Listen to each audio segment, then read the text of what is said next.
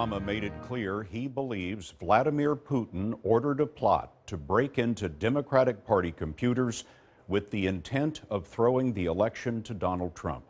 Mr. Obama said he warned Putin during this summit meeting in September that Russia must not attempt to hack into any systems for counting votes. But Mr. Obama said there is no evidence that they did that. But in a news conference, the president said the Russians did hack into the Democratic National Committee and the emails of Hillary Clinton's campaign chairman. He suggested that Mr. Trump and Republicans aided the Russian plot by embracing the embarrassing leaks that dominated the media before Election Day. Margaret Brennan is at the White House.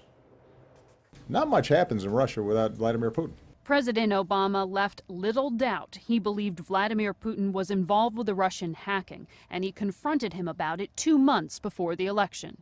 In early September, when I saw President Putin in China, I felt that the most effective way to ensure that that didn't happen was to talk to him directly and tell him to cut it out, and there were going to be some serious consequences if he didn't. Mr. Obama publicly vowed to strike back at Russia for its interference, but he assured Americans that the votes cast for Donald Trump were legitimate. He said Moscow's election tampering should concern all Americans, and questioned how some Republicans could believe Putin's public denials rather than the U.S. intelligence community's conclusions. Over a third of Republican voters approve of Vladimir Putin, the former head of the KGB.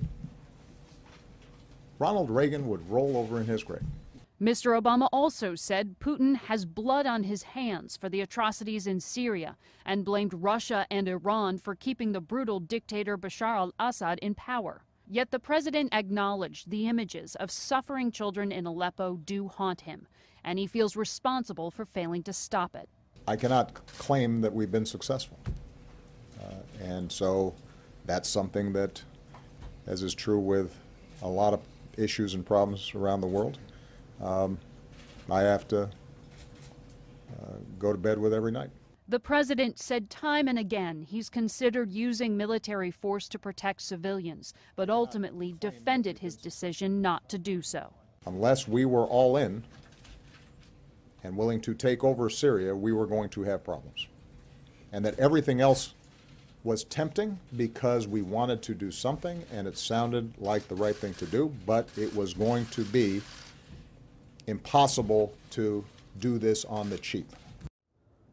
As the president left the podium, he was asked if this was his very last news conference. He paused, said he'd have to think about it, and said he really enjoyed today's session. Scott. Margaret Brennan for us. Margaret, thank you. Obama press conference. The president calls Electoral College a vestige after weeks of protests and attempts to sway the ballots of U.S. electors against Donald Trump, the rightful winner of their votes. President Obama finally weighed in with his own comments about the Electoral College during his final press conference of the year. President Obama on Russian hacks, Syria and more. Play video. President Obama on Russian hacks, Syria and more, calling the Electoral College a vestige and a carryover from the time of the Founding Fathers. Mr. Obama acknowledged that the system put a lot of premium on states. There are some structures in our political system as envisioned by the founders that sometimes are going to disadvantage Democrats, he said. But the truth of the matter is that if we have a strong message, if we're speaking to what the American people care about, typically the popular vote and the Electoral College vote will align. But on the recent upswing in Democratic calls to abolish the electoral vote and move towards a strict popular vote to decide the president, Mr. Obama cautioned his party against blaming the Electoral College entirely. Poll: more Americans believe popular vote should decide the president. If we look for one explanation, or one silver bullet, or one easy fix for our politics, then we're probably going to be disappointed, he said.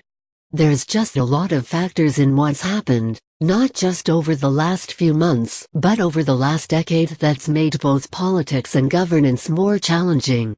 Pressed on whether he would allow electors to receive an intelligence briefing on Russian hacking into the U.S. election, an idea supported by the Clinton campaign, Mr. Obama seemed to shoot down the possibility. "It is not my job to decide my successor," he said. "I have provided people with a lot of information about what happened during the course of the election, but more importantly, the candidates have talked about their beliefs and their vision for America." The response comes just as electors are slated to meet next week to officially cast their ballots for the presidency. Mr. Trump, barring any faithless electors who may vote against the results of their state, is expected to win the vote over Hillary Clinton, 306 to 232.